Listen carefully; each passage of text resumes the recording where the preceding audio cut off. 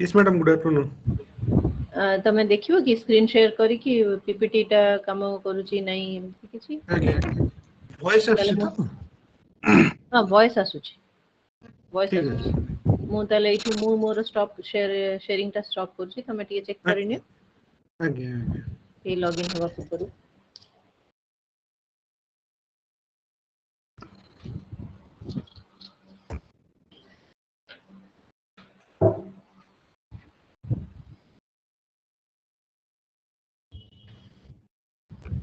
Madam आसुची screen नहीं तो तमरो येटा आसुची किंतु हां आसिला आसिला किंतु फुल स्क्रीन हेनी ठीक है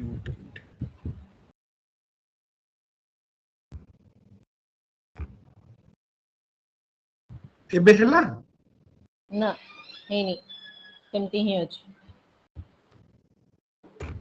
एनिमेशन रे जाई कि सॉरी स्लाइड शो रे जाई कि करी कि देखिला से कपटा बेले बेले काम करे केबे केबे करेनी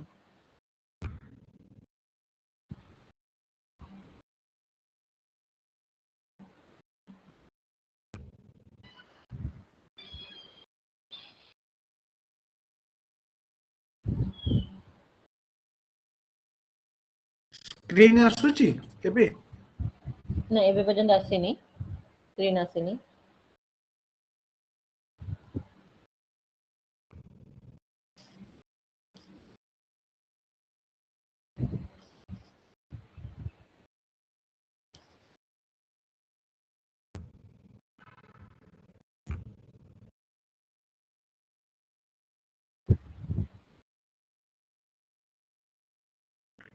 ना आसेनी एबे पर्यंत गुड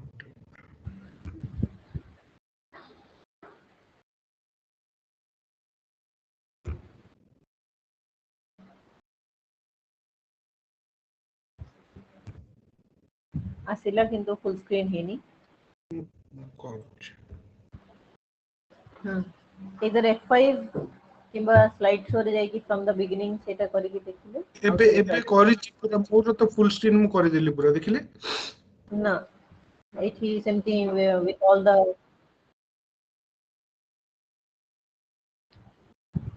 पूरा पीपीटी टा ही शेयर करूची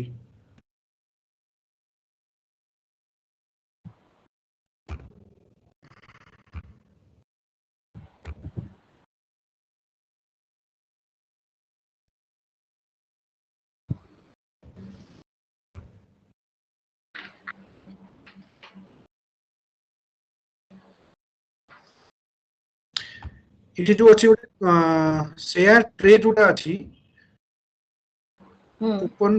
ओपन शेयर ट्रे तापरे डेस्कटॉप विंडोज जोटा लिखुच कोटा मु करबी ना स्क्रीन 1 जोटा लिखुच कोटा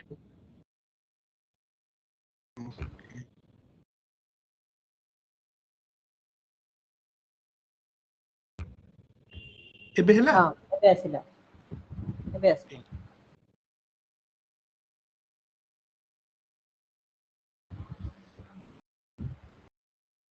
हमें रोल सब काम करूची तो हां सब कर ओके देन लेट अस मु टिके शेयर करे स्क्रीन टा स्क्रीन आगे करके मु इंट्रोड्यूस करी देबी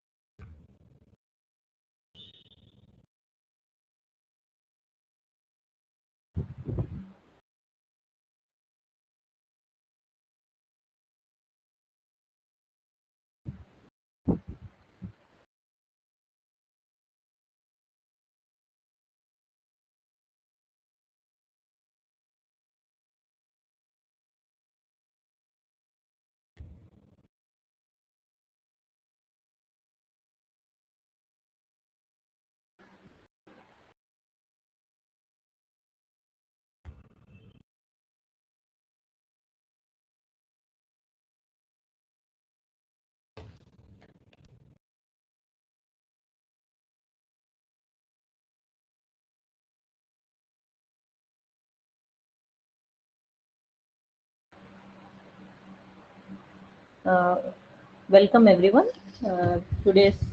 Let us start today's webinar. SOAWAL seminar on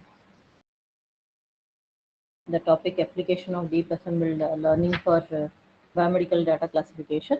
But before going to that, let me show you a video of regarding our university for information.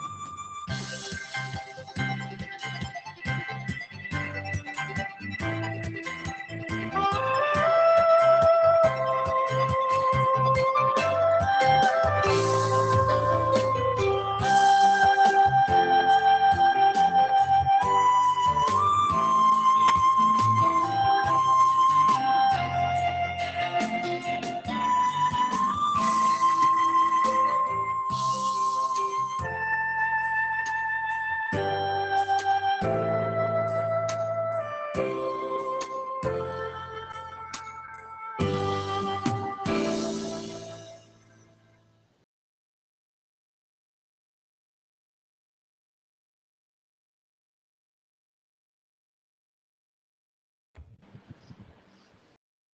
you.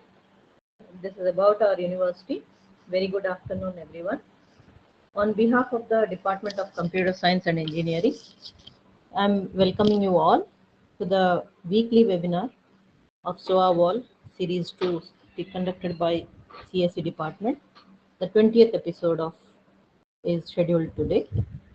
Furthermore, I'm welcoming our guest speaker, today's guest speaker, Dr. Saumendra Kumar Mohapatra, currently working as an assistant professor and head of the Department of School of Information Technology, SRM University, Sikkim. He has completed his PhD in Computer Science and Engineering from Shiksha Anusandhan Deemed University, Bhubaneswar, in the area of biomedical data classification using machine learning techniques.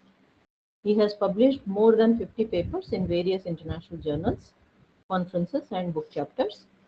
His area of research includes machine learning, data mining, soft computing, deep learning, and biomedical signal processing. He is also a member of IEEE, different reputed societies, IEEE, ISTE, Computer Society of India. He also acts as a reviewer for various international journals of Elsevier and Springer. So today he will be delivering a talk or a webinar on application of deep ensemble learning. The application of deep ensemble learning for biomedical data classification. May I request Dr. Saumendra Kumar Mohapatra to share his screen and Yes, ma'am. start Thank the you. talk. Thank you so much, madam. Thank you.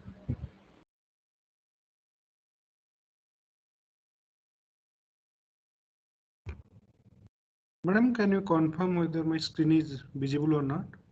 Yes, yes. You're clearly visible and also audible. Thank you, madam. A very good afternoon to everyone. So, thank you so much, madam, for your kind introduction.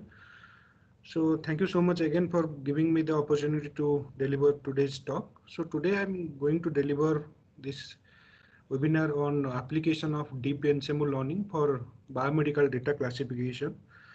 So these things generally I'm going to discuss today. So before uh, going to the machine learning, first I just want to brief you about the what is learning, then how the concept of artificial intelligence, machine learning, and what are the machine learning came, and what are the limitations are there with the traditional machine learning, so that the concept of deep learning came, and what are the basic applications of deep learning. Then again, why the concept of ensemble learning came. So what are the different categories of ensemble learning generally there. Then I'm going to share some of my work on ensemble learning techniques. So let's start. So before going for the machine learning term, so first thing we should know about exactly what is learning. So machine learning is nothing just like how our human brain generally we trained. Let's take when a baby will born in our home. So generally our mother and father, they used to train our brain like this is a apple, this is something like pen, pencil like that. So like how our human brain has been trained. So that process is known as the learning process. So this is the general definition of learning process is nothing, is just a process of acquiring new knowledge or modifying some existing knowledge, behavior, skills, values, and preferences. So this is the basic idea about the learning process. So same concept we are just applying in the machine learning term. Next, the term is artificial intelligence. Nowadays, people are using this term in everywhere. So let's understand this term in by taking an example. Let's take, we might have observed in our Bhubaneswar, we might have seen that nowadays in the road, we might have seen that small cameras or that speedometer checking cameras are there. So So it is a difficult job for the human being to monitor the speed of every vehicle and to note down the numbers. So to make this task or make this job more easy, so we can use the AI concept there, where we can automatically detect the speed, as well as we can recognize their number. We can store it in our future work. So for that, you might have seen that now these high security number plates are there. They are capturing the number. They are capturing the vehicle number to store their record automatically. So this task is becoming more simple by using the AI concept as compared to the traditional approach. So now the concept means AI. What exactly the artificial intelligence? So it is the capability of a machine. Machine means generally we are using our computer or mobile phones that will help you to imitate the intelligence human being, like how our human brain exactly work. The same thing or same mimic or same replica will do it in a machine. So AI is accomplished by the studying of how human brains generally thinks, how they generally works, how our human brains generally work or generally learn, and after that how the human brain generally takes the decision. So the same thing we are just reflecting in a machine. Out, outcome of this study, it can be used in the basis of developing intelligent software system by using the artificial intelligence term. So there are some major applications of artificial intelligence, like we can use this artificial intelligence for the speech recognition purpose, for in the case of a natural language processing, we can use, as well as for the image processing or image recognition purpose. So these are the major application of artificial intelligence in current days. For mobile device application, we can use smart speaker, smart home. Our Amazon and Google, they are developing different devices that is capable of AI concept. Now the term machine learning. Machine learning is nothing, is a type of it is a type of process to enrich the intelligence in a machine through artificially. That means it is a process of what process of increasing the intelligent capability in a machine. So it is a type of artificial intelligence concept, or this is a subset of a machine artificial intelligence concept that provides the computer with the ability to learn automatically without being explicitly programmed. So this is generally the term machine learning, where we generally taking the decision automatically, and for doing that we are just using the program explicitly programmed. So these are some example. We can see how generally we are using the machine learning technology. So we are providing the input, we can predict what kind of input we are just providing to the machine. So generally the machine learning technology are classified into different categories. The first one is the supervised learning. So where in case of your supervised learning, what happens? The output of the input variable. Okay, the output of the input variable, it is already we know about it. That means it is the process where it is the learning technique where the input variable, if it is x, and the output variable y, and we can use an algorithm to learn the mapping function from the input and output. That means to provide the data to the machine learning model, the data needs to be, that data is consist of both input as well as its corresponding output variable in case of your supervised data. So the steps of supervised learning is, first we are providing the training data. Then by using the training data, we are just using any learning algorithm to train the machine learning model. Then after successful completion of the training, we are just providing the testing data for the testing or validation purpose of the machine. Then we are predicting the accuracy, how accurately our model is predicting the output. So this is the process of supervised learning. So main thing in supervised means we are the data that we are using, it is consist of both input as well as its corresponding output data. So another type of machine learning technique is there, which is known as the unsupervised. So in unsupervised learning case, what happens? There is no the data are not labeled, or the classifier is not labeled. That means we are only providing the input. There is no chance of output there. So this is the unsupervised approach. Then another type of machine learning technique is there, which is known as the reinforcement training. So generally this type of reinforcement learning. So generally this reinforcement learning is used in case of our robotics technology, where the interaction will happen with space or an environment, and we can use the AI agent, okay, to learn from the input data of its action. So in this case, what will happen? The interaction will happen in the space or in the environment. So like our robotics robots, our AI agents. So generally, to train their model, to train that type of model, we are using the reinforcement learning in that case. So these are the three different types of machine learning techniques are there. Now let's come what are the general limitation of these traditional machine learning techniques are generally there. So the limitation of machine learning techniques, like it is these techniques are not useful when you are working with high dimensional data. That is where we have a large number of inputs and output. Okay, that means if you are using the traditional machine learning techniques, so what will happen? It may fail to provide the appropriate result if the data dimension is more. So to deal to that means to deal with this high dimensional data, our traditional models are not enough capable, and also it is not capable to solve some AI problems like natural language processing, image recognition process. So these are the major limitation of our traditional machine learning technology.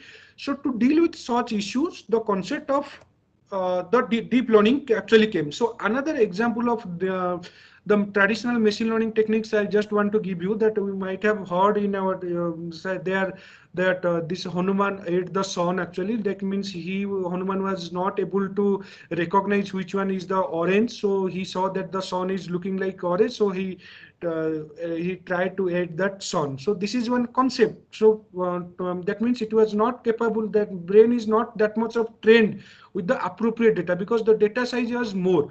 So to do, and the biggest challenge with the traditional machine learning model is a process that is called as the feature extraction. So feature extraction means extracting appropriate feature from the input data is a major task if you are using the traditional machine learning concept.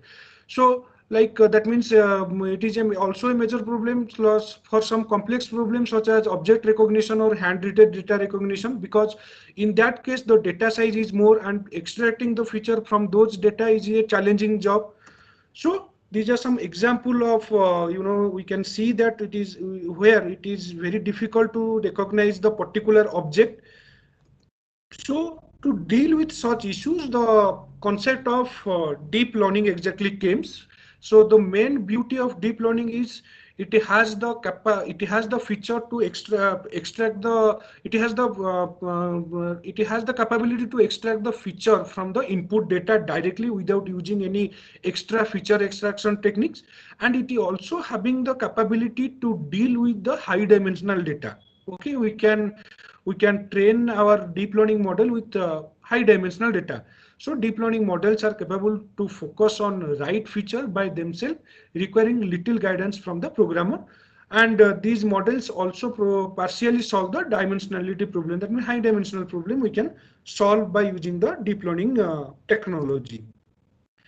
So if the amount of data generally increases, the performance will decrease in case of our traditional or conceptual machine learning techniques, but the performance will increase according to the data size increasing in the deep learning technique. That means if the data size is more, so definitely the performance will be better in case of our deep learning technology. So these are the some big players. All of you know that they developed. They are the main pillar behind the deep learning technology, like Eton, Lecon, and Andrew Ng and Ocean Bengal. So these are the major players of deep learning technology. So this is the general the difference between the traditional machine learning and deep learning, where we are just doing the feature extraction and classification model in both in a single model. So where in case of your traditional machine learning technique, first after getting the input data, we have to extract the feature. Then those extracted feature has to be fed to the classification model to find out the particular output. But in case of your deep learning model, we can directly supply the input data to the model. So that deep learning model is having the capability to extract the feature and conduct the classification job. Then they will provide the appropriate output. So this is the structure of your deep learning. That means we are conducting both feature work, that means extraction, selection and optimization in the deep neural network. Different types of deep neural networks are there. So another thing, this can also be implemented by using the neural network concept. So behind the motivation behind the neural network is the biological neuron, as all of you know. That means how generally our human brain, okay, biological nervous system generally work. So by motivating that system, our human that neural network concept exactly came. So we can use the same neural network concept in case of your deep learning, but only difference in the traditional neural network and the deep neural network is the number of hidden layers. So here in case of your deep neural network, we can use a number of hidden layers. So that feature is not there in the traditional neural network technology. So it is the deep learning is nothing. It is a collection of statistical machine learning techniques that is used to learn feature hierarchy, often based on the artificial neural network. So these hidden layer will help the deep neural network to extract and learn the feature from the input data. So this is the major benefit of using more number of hidden layers. So this is the same concept. How exactly it is different? So the deep predicted model will help you to extract the feature and learn the feature and according to take the decisions. So the concept of how exactly this deep learning generally works. So these are the major application of deep learning technology that we can use in our day-to-day life. Like this deep learning technology can be applied for the self-driving car, voice control assistance, automatic image caption generation, and automatic machine translation purpose. So this is the major application of deep learning. So some different concept of technology of deep learning technology is there. ImageNet, AlexNet as a major deep learning architectures are there. We all are using this technology in our means in our work. So there are different types of deep neural networks are there, like convolutional neural network, RNN, LSTM, and GRU. Now, the main concept that I want to present today about the ensemble technique. That means if we are having already a deep neural network, deep learning technology, then why do we need this ensemble technique? So what are the limitations are there in the deep learning technology so that we can use, so it means these limitations we can satisfy in the ensemble technique. So let's first find out some major disadvantages that we are generally facing, or major issues that we are facing in the deep learning technology. So the first point is most of the or deep learning based classifier are more specific to the training data. That means it is generally dependent on the that means more it provides the result as per the training data that we are providing. That means in that case what will happen, the testing purpose, the testing accuracy will not be that much of satisfactory as compared to the training purpose, and sometimes it may locate to dissimilar set of weights at each training epochs. So this is one disadvantage that we are getting in the deep learning approach. So if we are so this type of problem is generally known as the neural network is having maximum variance. Okay, this is having maximum variance to the training data, and this problem generally creates the chances of misclassification. So this problem or this issue can create a chance of misclassification. So to deal with such issue, we can use the ensemble model where we can combine multiple model instead of training a single model. Okay, so instead of training a single model, we can combine multiple model, and it can be a successful approach for reducing the neural network variance. That means if you are combining multiple models and creating an ensemble model, so that what will happen, this issue like neural network with variance, it can be reduced in case of your ensemble learning technology. So ensemble learning technology is nothing, it is a combination of multiple models. Okay, so in this structure we can see that the data we can provide to the ensemble model. So this is the model where we are just combining multiple models. Then at the end we are taking the final decision. So this is the definition. It is a nothing but a machine learning technique in which several models are combined to build more powerful models. So definitely, if you are combining single models and providing a if you are combining multiple models, so the final model will be very powerful as compared to the single model. So this ensemble learning technology generally works on three different approaches like bagging, boosting, and stacking. So the example of bagging are like decision tree we are using, random forest, all these things, all these ensemble in random forest and decision trees. These are the some example of ensemble learning techniques, and it works on the concept of bagging. But another technology is there. Another concept of ensemble learning is boosting. So some boosting concept based classifiers are ADA boost, gradient boosting, and XGBoost. But another linear algorithm like stacking algorithms are there where we can create a model that consists of two sections or two sets that I will discuss in the next slides. So that concept is known as the stacking. So this is the general difference between bagging, boosting, and stacking. So if you will take the concept of base model training, in case of your bagging, the base model will be trained in parallel and independent way. In case of your boosting, it is the training process will be sequential. But in case of your stacking, it is independent, and it can be the parallel training process of the base model. Then coming to the base model type, in case of your bagging, the base model needs to be homogeneous, as well as in the boosting also it can be homogeneous. But in case of your stacking, it is heterogeneous. So base model number, the number of base model is, in case of your bagging it is high, boosting also high. In case of your stacking it is low.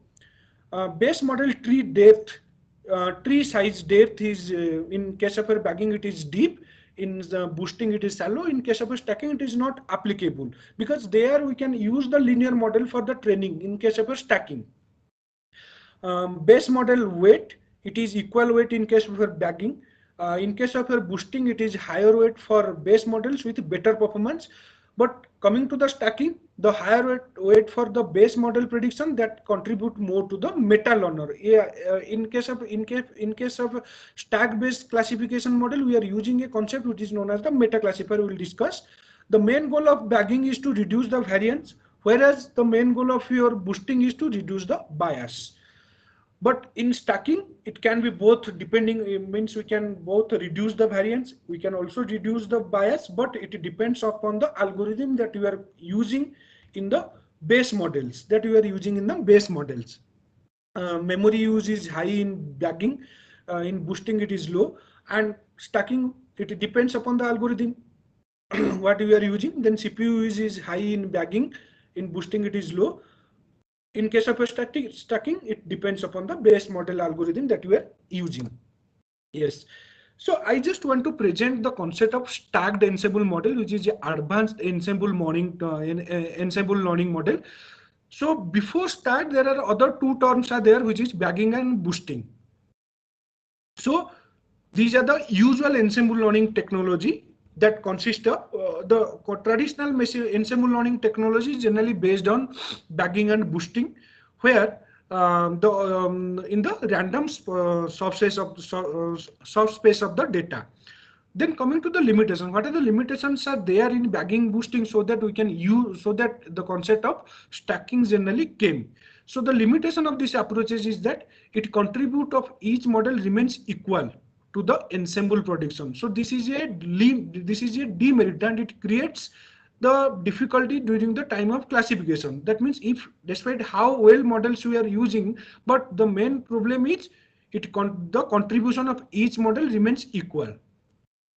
So to improve the performance in terms of model averaging, weighted average, so ensemble technique can be considered, where model is used the combined prediction of some models with the learning algorithm. That means this is the third point is the concept of stacking approach, where we can improve the performance by applying the model averaging techniques, as well as we can use the weighted average ensemble techniques, and can be considered where a model is used to combine the prediction of some models with the learning, any learning algorithm we can use.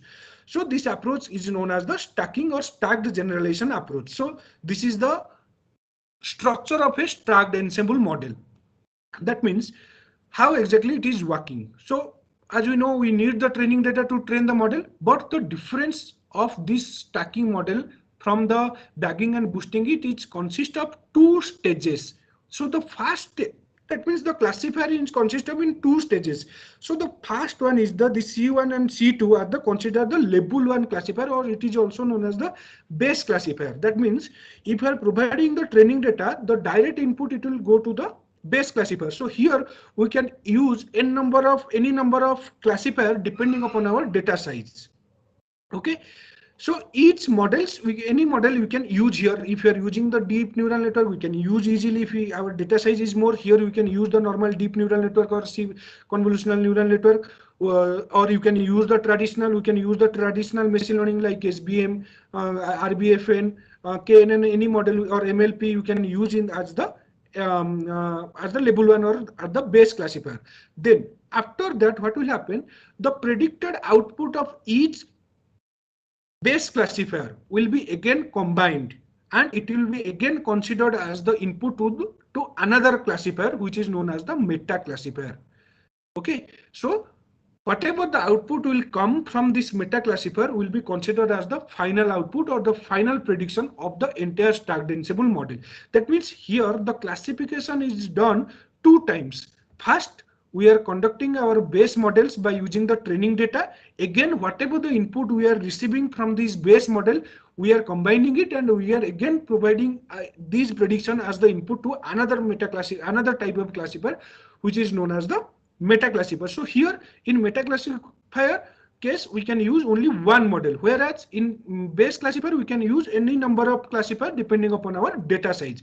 So the whatever the output will come from this label wire or the base classifier will be considered as the level 1 prediction. Then these prediction will be again considered as the input to the meta classifier.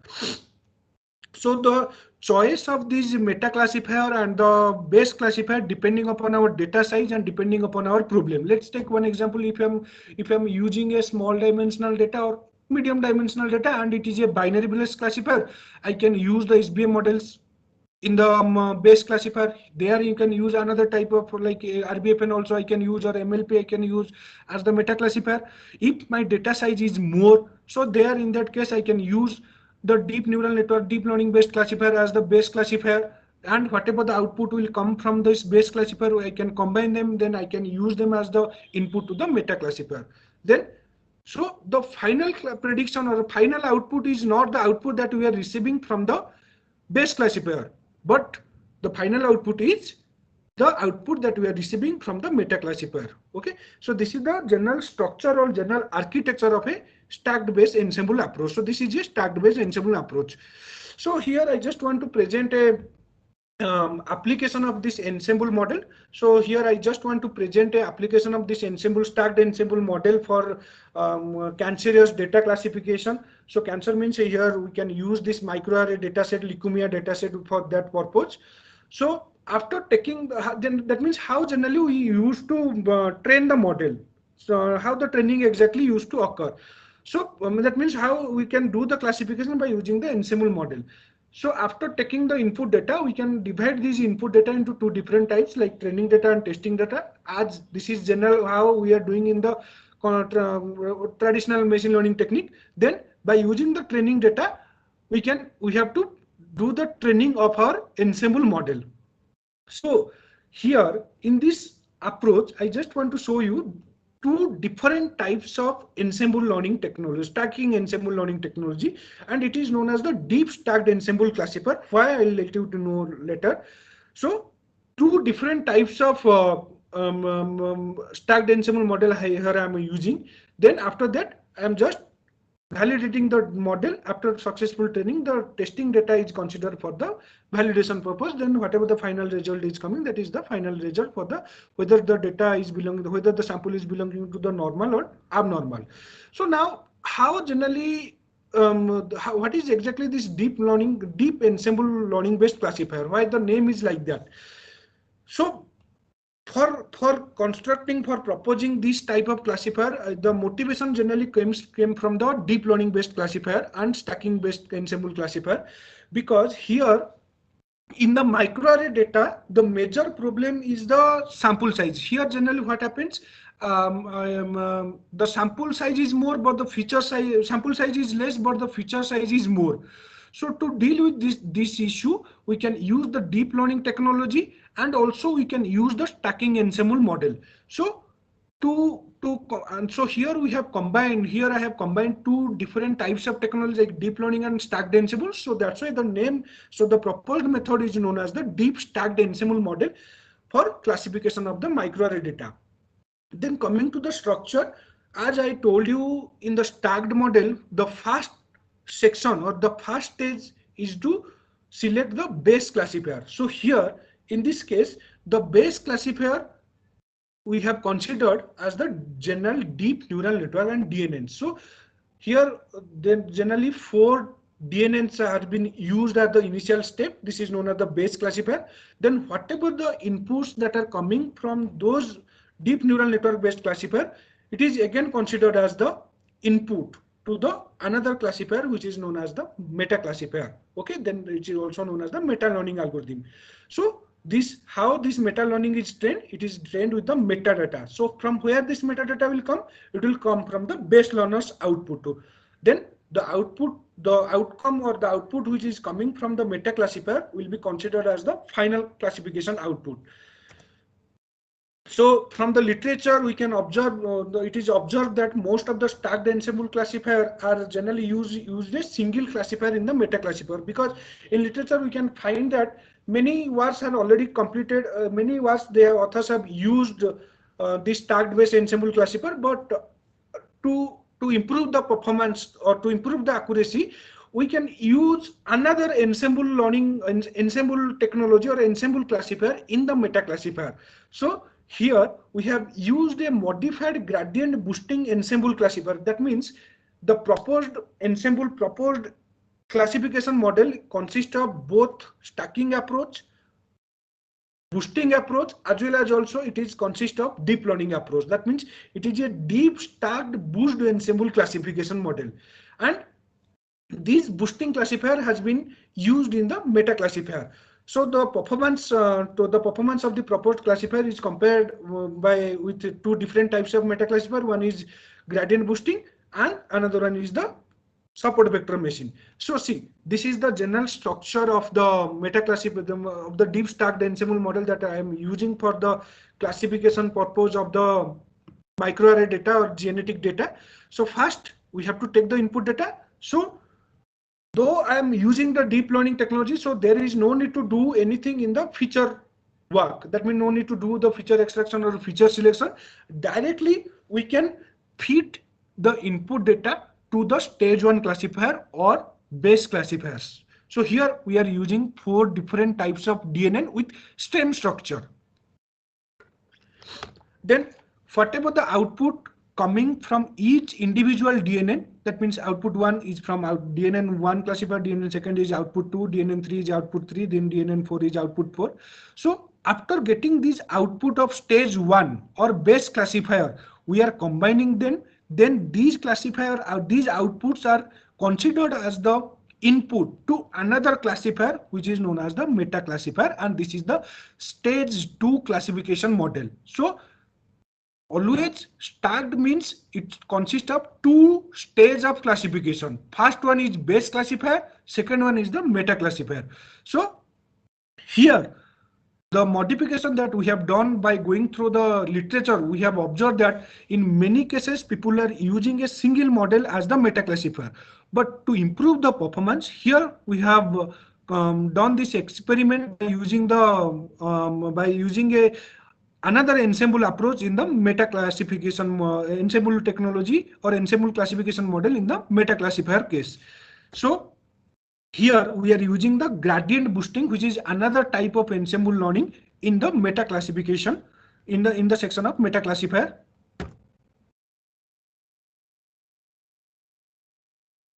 So this is generally concept of gradient boosting. It is a tree-based classification tree-based classifier model classification model that I am using in the meta classifier. So also it is a modified version of adaptive boosting algorithm. It shows the development stage from the boosting to gradient boosting. It is a stepwise approach.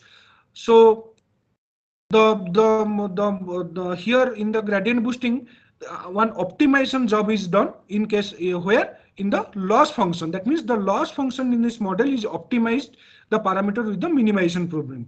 So how this gradient boosting is different from the adaptive boosting algorithm? It is the difference is how the two algorithms identify the shortcomings of the weak learners, like your decision trees. That means in the gradient boosting, we are using multiple decision trees. But in the gradient boosting, what happens? If I'm using one tree, so this is the structure of the gradient boosting classifier. If here we are taking the input data, which is consist of the input as well as its target, then the tree will be trained. Then the output what will come from the tree 1, here definitely some error will be there. So again it will be considered as the output to the another model, which is known as the tree 2. So actually it is tree 2, tree 3 and tree 1. By mistake it is written tree 1. So whatever the output, whatever the error will come from the first tree classifier, again it will be considered as the input to the another classifier, another tree based classifier, so that what will happen at the end, the error will get reduced. So this is the major advantages of using gradient boosting classifier. That means we are just minimizing the loss function. So this is the general mathematical algorithm, or the algorithm of the gradient boosting classifier. We are using the input. The input is consist of the input data set to the gradient boosting classifier, which is consist of the input data as well as the output. Then we are defining the differentiable, the loss function. Then we are just initializing the models with some constant value. So this is the general structure of the gradient boosting meta classifier. Then gradient boosting, how the meta classifier generally works, how the meta classifier of gradient boosting generally works in our case. So X is the input to the gradient boosting ensemble meta classifier that combines the output of 4 DNN based classifier. As I told you, here we are using the DNN as the base classifier. So whatever the output will come from those classifier, let's consider it is X. Again, it will be considered as the input to the meta classifier. Then Y will be the final output that will come from the meta classifier. That is the final output determines the class level of the genetic data that we are using. So here in our case, we are using the gradient boosting as a meta classifier that consists of 4 trees. Generally, it is consist of 4 trees. We can use more number of trees, but here I have not used more number of trees because we are considering it as meta classifier, because already one stage of classification is already done. So again, in the next stage, we can do the classification with less number of trees. So that's why 4 number of trees we have used here. Again, another modification here we have done. Generally, people use the traditional concept of gradient boosting classifier, but in maximum cases in the literature we can found that people used to fix the learning rate for each trees. That means if generally the learning rate will be between 0 to 1. But whatever the learning rate people are using in the literature, that is fixed. Let's say people are using 0.1, it will be similar to the all different. I'm using 4 trees, so 0.1 will be the same for all types of tree. But here we have done the modification that we have done changes in the learning rate. Like if I'm using the learning rate 0.1 for the tree 1, that will not be similar to the tree 2. We can change this learning rate. So by doing this, in the result, we can see that we can observe that the result is getting improved. So this is one modification we are doing. We can do it. So the contribution of each tree model in the gradient boosting ensemble classifier is controlled by the learning rate. So the learning rate is a major part of each tree-based model, gradient boosting model. So the choice of appropriate learning rate depends upon the data size and tree size.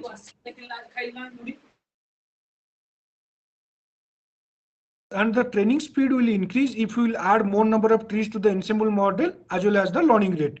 So how generally this weight of the gradient boosting is more different, more different direction in which the loss function decreases. So the weight can be updated depending upon the learning rate. So this is the representation of the weight and learning rate.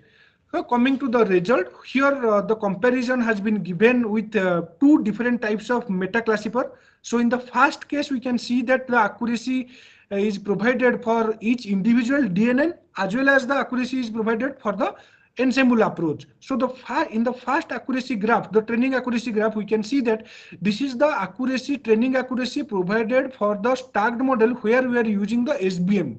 That means this is the traditional model. That is not the ensemble model in the meta classification model. Whereas in the second graph, this graph B, here we are using the gradient boosting meta classifier model. That means already we are the entire model is an ensemble approach, but again we are using another ensemble model in case of our meta classification model, and we can feel that the accuracy is far better as compared to the SBM approach. So this is the general comparison of the training performance of this meta classification model.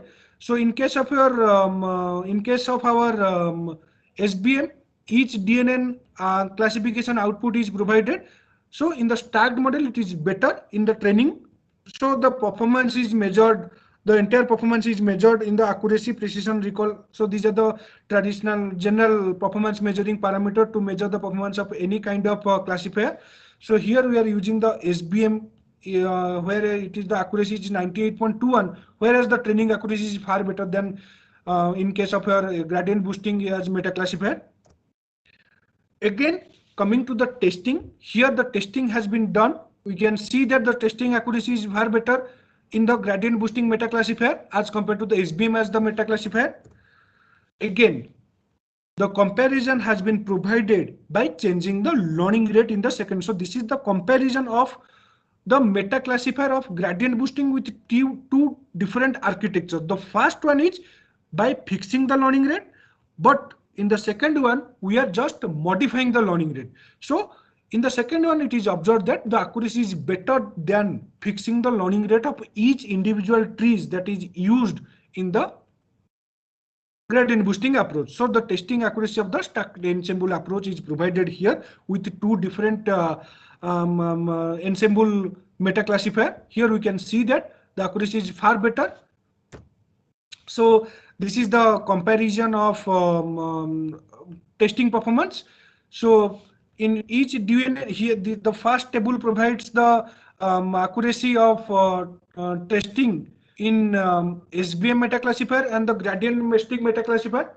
So here we can see that this gradient boosting means it is the fixed learning rate, changing the learning rate.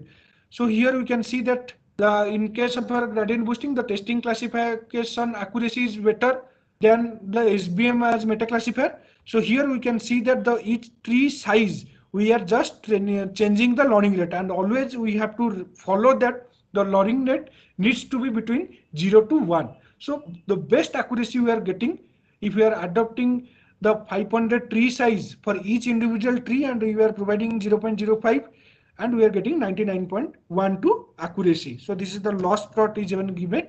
So the entire description of the result. So if we are using the deep stacked ensemble classifier where the meta classifier is SBM, the testing accuracy we are getting 96%. And if you are using the deep stack same classifier, stack deep ensemble classifier, where the meta classifier is gradient boosting and its learning rate is fixed, the accuracy is 97%. And if you are using the same deep stacked ensemble classifier and the meta classifier is gradient boosting, but the difference is we are doing the changes in the learning rate, so the accuracy is 99.12. Also the same concept or same architecture of the classifier has been applied with some other biomedical data like leukemia data. Here we have used that we are getting 99.12 accuracy. In case of a long tumor, we have applied 99.04. In the liver cancer, it is 98.31, and the liver cirrhosis, it is 99.03. Again, another example we have already we have also done with in case of our COVID data we have already done. The same gradient boosting meta classifier, gradient boosting also we are using. This is the structure already I told you. So the result also, the comparison of result also it has been provided. So here we can see that in the second, in the first one, the classification size accuracy with the tree size variation of 0.01 learning rate. So that means here we are, if we are making the fixed learning rate like 0.01 for each individual tree of the gradient boosting classifier. But here in the second, in the green color, green accuracy graph, you can see that the accuracy is far better than the fixed learning rate. That means here in this case, we are just varying the learning rate. That means we are doing the changes in the learning rate. In the black one, the learning rate is fixed at 0.01. So this is the result. Here we have provided. Same comparison has been given for the learning rate, each individual learning rate, and the comparison of accuracy is also provided for the COVID impacted data. In the gradient boosting classifier with variation of learning rate, we are getting better result of like almost 93.5%. But in case of our same gradient boosting with fixed learning rate, we are getting less accuracy. In case of a traditional SBM, it is less as compared to other as compared to the ensemble models. So this is the general architecture, that general result that I am getting, that we are getting by using the biomedical data. So at the end, I just want to tell that we can use the deep learning concept, but yes, we can use the ensemble learning concept, but one of the major drawback of this ensemble learning or deep stacked ensemble learning approach is um, the time. That means the time, if you are considering the time complexity, it is more. So the future, the gap, the work can be in future, we can work on that in the deep stacked ensemble to we can work on the time complexity approach, because we know here we are using multiple models, so definitely the time to take the decision will be more. So we can work on it. We can get better result if you are using this approach. But only one limitation we can find here in the deep stacked ensemble approach is the time complexity. That means how we can get the proper result, but it should come with minimum time. So here one disadvantages that we have faced if you are using this deep stacked approach is the time. The training time and the testing time is more as compared to the other approaches like traditional machine learning or deep learning concept. But coming to the result, it is providing better result as compared to the deep neural network architecture or any deep learning architecture.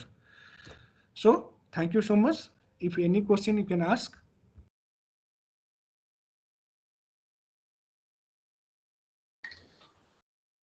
Anyone having any queries?